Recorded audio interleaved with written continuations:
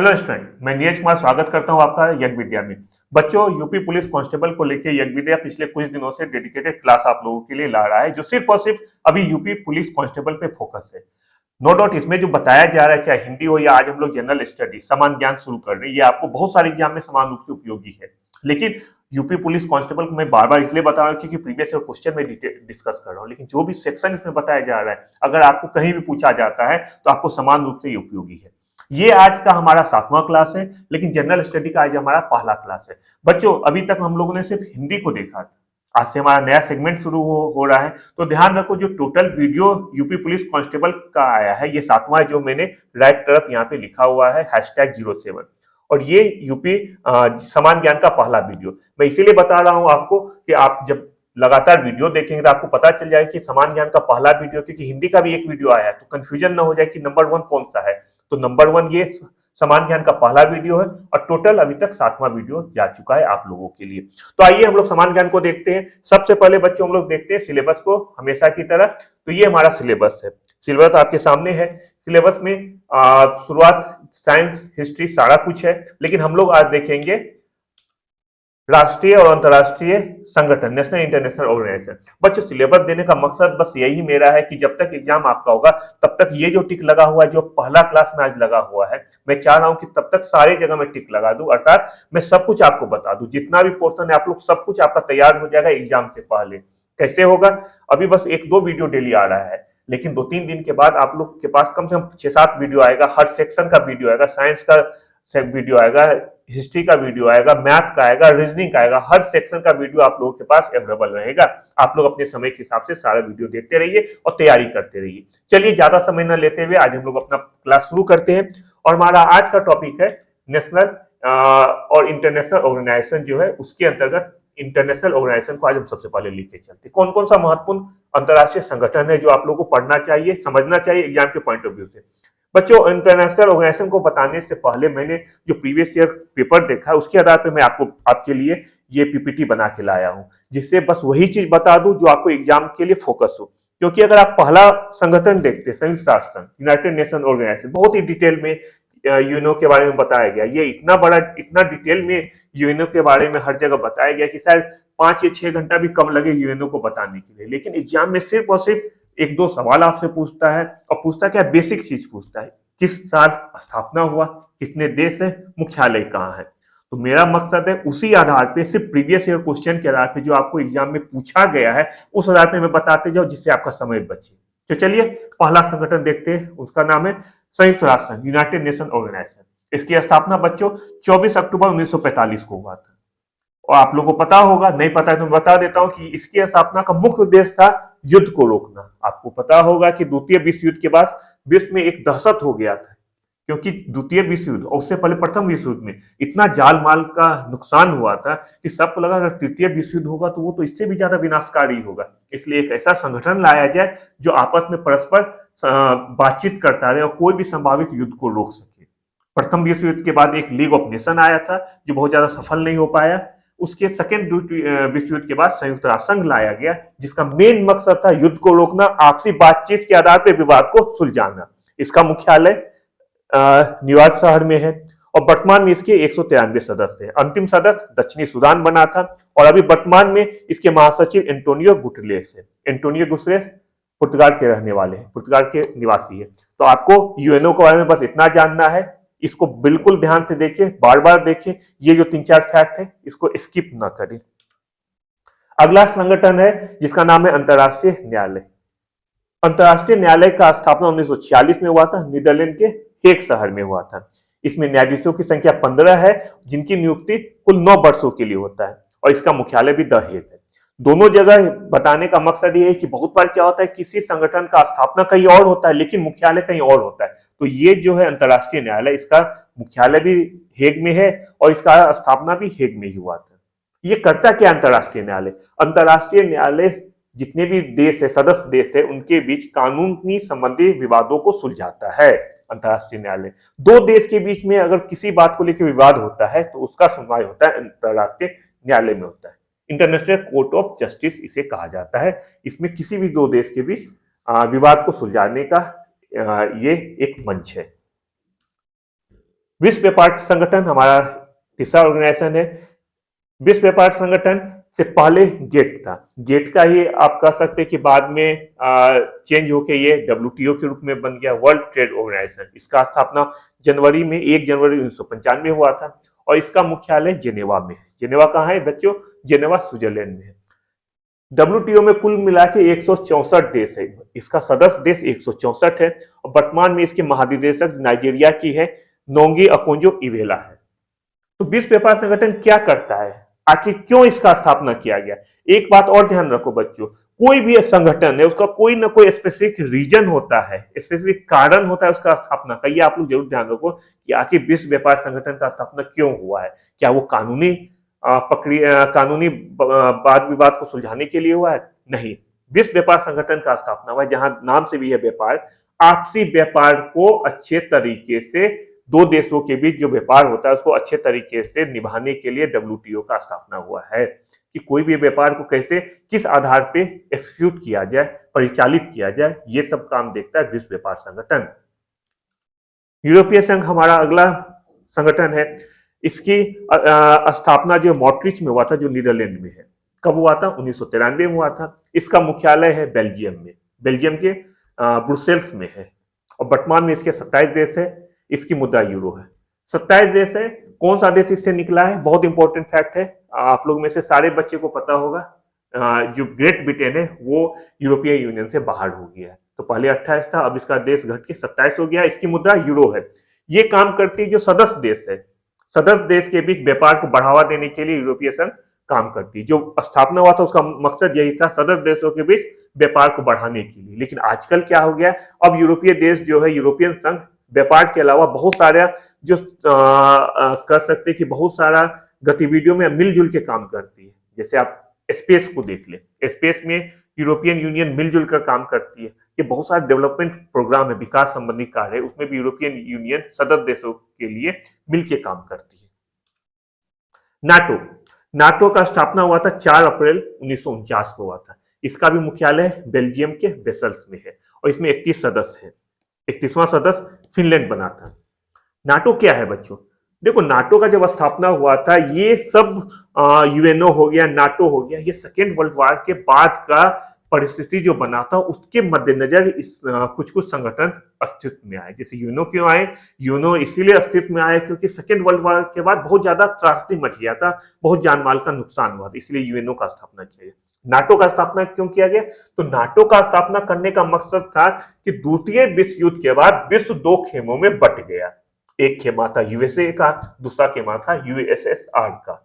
USSR जिसे कि Soviet संघ कहते हैं। हो सकता है आप लोग में से बहुत सारे बच्चे जो अभी 12th पास किए हैं, जिसको बहुत ज्यादा हिस्ट्री नहीं पता है या अभी पढ़ाई कर ही रहे हैं, उनको मैं बता दूं, पहले अभी जो आप रूस सुन रहे हैं वो यूएसएसआर का एक पार्ट है।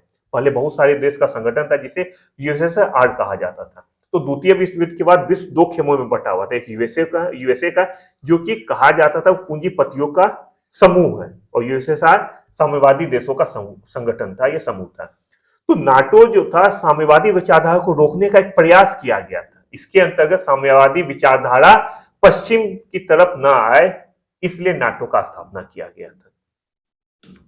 एशियाई विकास bank, ADB, Asian Development Bank, इसकी स्थापना 1966 में हुआ था। तारीख भी नोट कीजिए, 19 दिसंबर 1966 को हुआ था। इसकी राजधानी मनीला है और इसमें कुल मिला के 68 देश इसके सदस्य हैं। वर्तमान में इसके अध्यक्ष है मसासागु असाकावा, इसके अध्यक्ष है।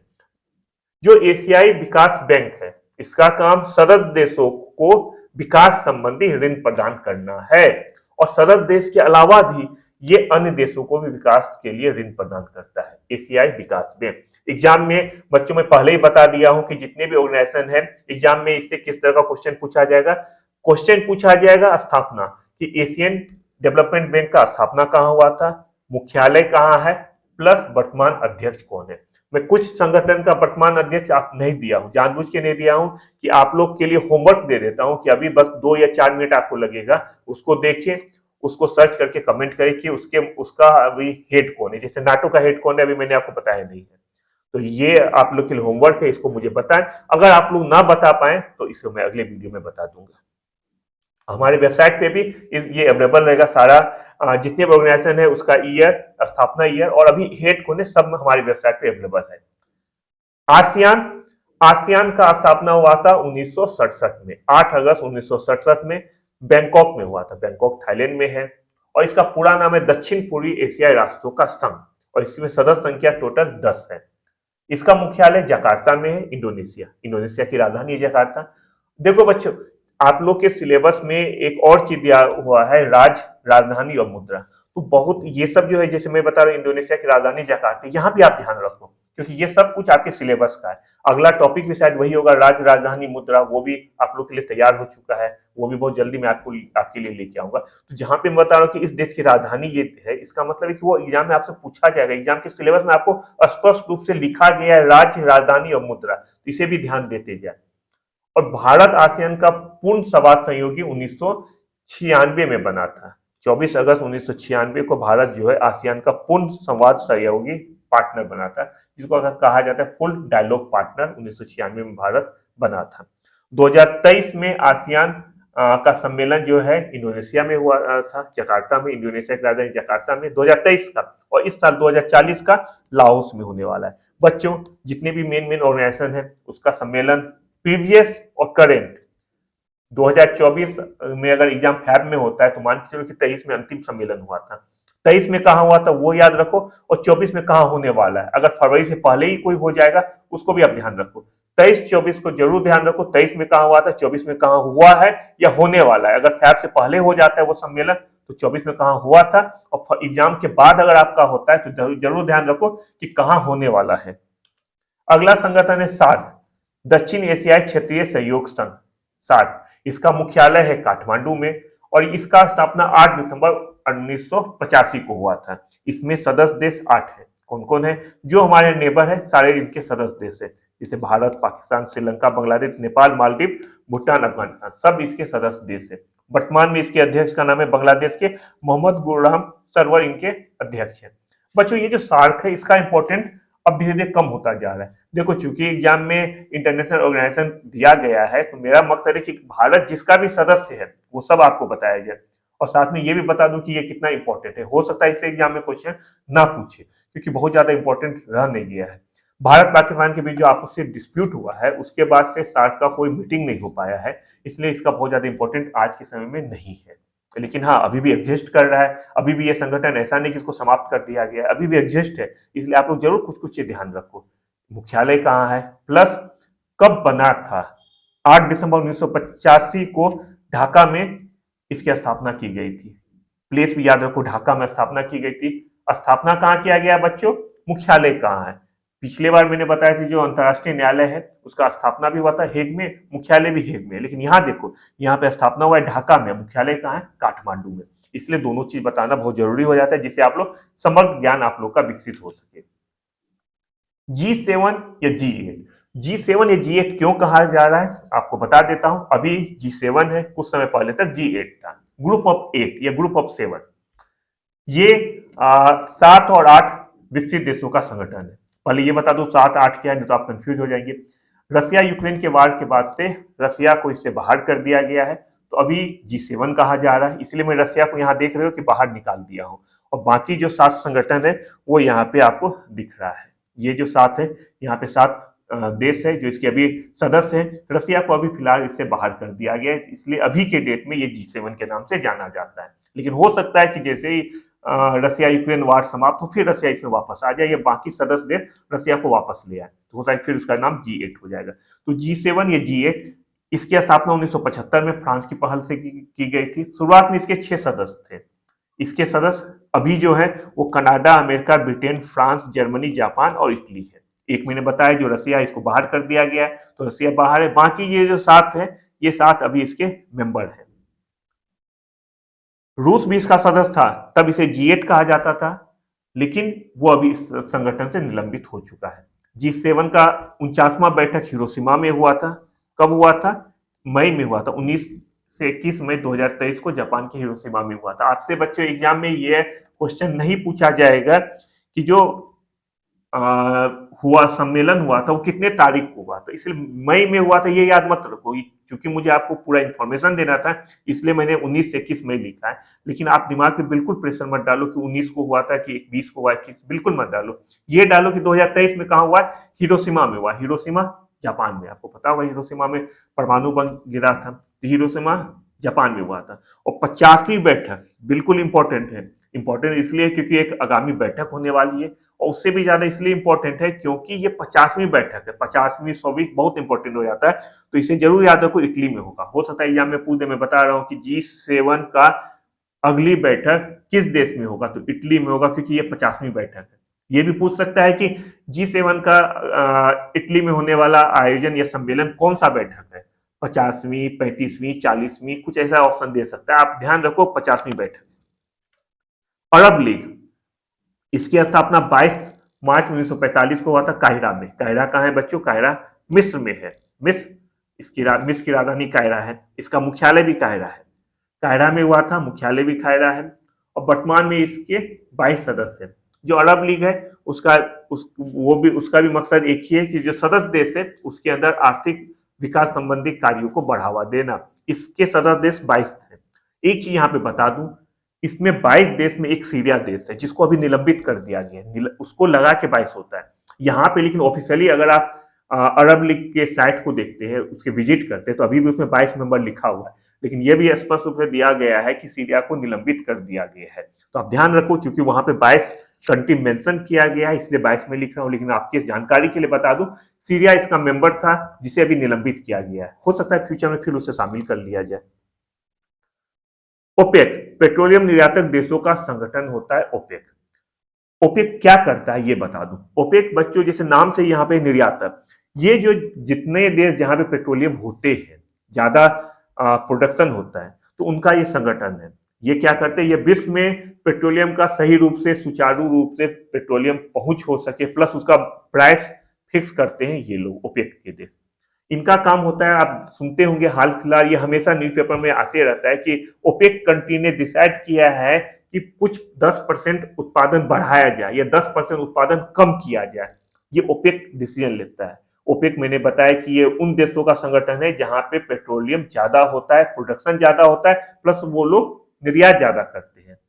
तो इसकी स्थापना सितंबर 1960 में हुआ था, और इसका मुख्यालय ऑस्ट्रिया की राजधानी वियना है। बच्चा वियना और जेनेवा बहुत सारे ऑर्गेनाइजेशन का मुख्यालय है, बहुत सारा। आप लोग एक लिस्ट बना के मुझे बताओ, मुझे मैसेज करो या मेल करो कि आखिर किन किन ऑर्गेनाइजेशन का मुख्यालय वियना और ये आपको जेनेवा है। मैक्सिमम आप देखेंगे कि वियना और जेनेवा में बहुत सारे ऑर्गेनाइजेशन का मुख्यालय है।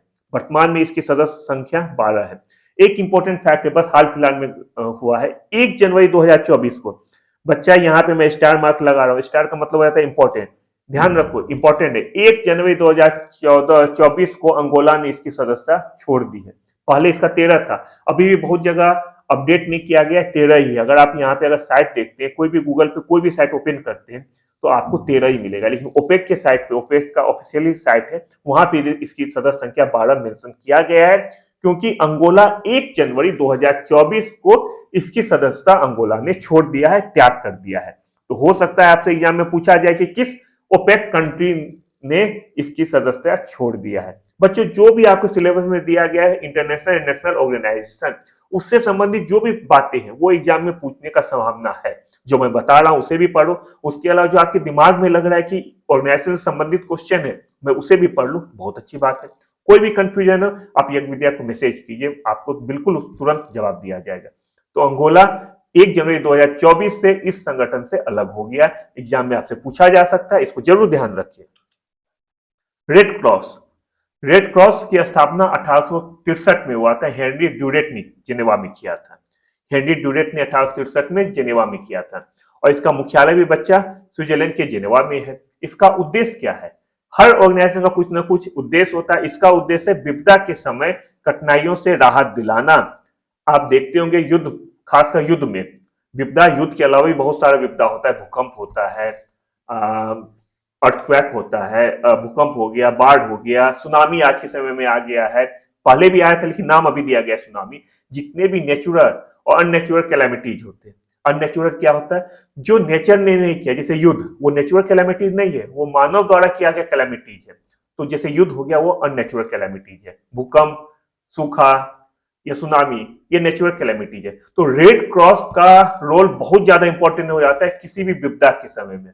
विपदा के समय में यह सहायता पहुंचाता है, इसलिए 8 मई को रेड क्रॉस दिवस के रूप में मनाया जाता है। तो आपको एक फैक्ट बता दो, मुझे नहीं पता एग्जाम में कितना आपके लिए इंपॉर्टेंट है, लेकिन फैक्ट जरूर ध्यान रखो, रेड क्रॉस को अभी तक 3 बार नोबेल शांति प्राइज मिला है। 3 बार नोबेल शांति पुरस्कार से सम्मानित किया गया है रेड क्रॉस को उसके कार्यों के लिए। राष्ट्रमंडल, आपका अगला ऑर्गेनाइजेशन है राष्ट्रमंडल, जिसे हम लोग कहते हैं कॉमनवेल्थ राष्ट्रमंडल। राष्ट्रमंडल क्या होता है? ये उन देशों का संगठन है जो कभी न कभी ब्रिटिश साम्राज्य के अधीन रहा है। राष्ट्रमंडल का अभी संगठन, अभी आपको राष्ट्रमंडल का समिट चल भी रहा है, युगांडा में भी हो रहा है, इसको भी ध्यान रखिए, जिसमें हमारे देश के विदेश मंत्री एस जयशंकर जी भाग ले रहे हैं। तो इसकी स्थापना 11 दिसंबर 1931 में किया गया था। इसका मुख्यालय लंदन में है और इसमें कुल 56 देश शामिल है। यह है राष्ट्रमंडल का। राष्ट्रमंडल भी आज के समय बहुत ज्यादा इंपॉर्टेंट नहीं रहेगी। देखो बच्चों, कुछ कुछ ऐसा ऑर्गेनाइजेशन है कि उसका सम्मेलन भी अक्सर होते रहता है, लेकिन बहुत ज्यादा उसका इंपॉर्टेंट नहीं रह गया है। राष्ट्रमंडल में उन देशों का संगठन है जो कभी न कभी ब्रिटिश साम्राज्य के अधीन रहा था, लेकिन बहुत ज्यादा इंपॉर्टेंट नहीं रह गया आज के समय। जो राष्ट्रमंडल हो गया या आपका सार्क हो गया, तो हो सकता है इससे एग्जाम में क्वेश्चन ना पूछे, लेकिन हाँ फैक्ट के लिए आपको जरूर ध्यान रखिए कि अभी इसका सम्मेलन हुआ है 21 को, आज 22 तारीख 21 तक, कल तक तो इसका सम्मेलन हुआ था युगांडा में, तो इसके भी जरूर आप ध्यान रखें, करंट का चीज है।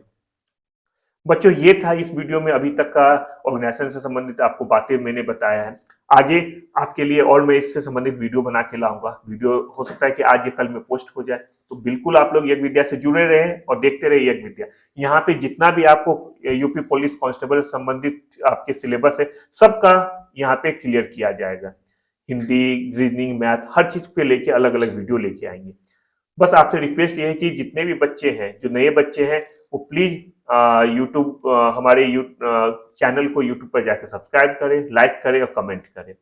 जो हमारा चैनल है उसको आप लोग गूगल प्ले स्टोर से डाउनलोड भी करें, क्योंकि बहुत जल्द हम लोग इस पर क्वेश्चन आंसर टेस्ट सीरीज भी आप लोगों के लिए लाने वाले हैं। यज्ञ विद्या का वेबसाइट भी है www.yagvidya.com, उसमें फ्री मटेरियल दिया गया आप लोगों के लिए, उससे देखिए, उसको प्रिंट निकाले, उसको भी लगातार पढ़ते रहे।